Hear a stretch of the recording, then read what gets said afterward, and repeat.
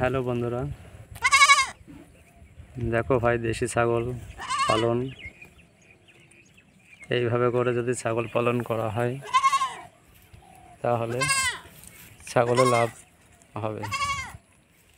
বেশি ছাগল রাখা হবে না, 5টা থেকে 6টা রাখতে পারো। বেশি করলে পরে কিন্তু কোনোটাই হবে না।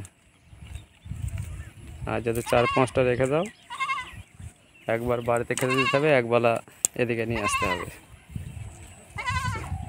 তাহলে কিন্তু সব ছাগলই হবে। দেখো কত সুন্দর খাচ্ছে, দেখো।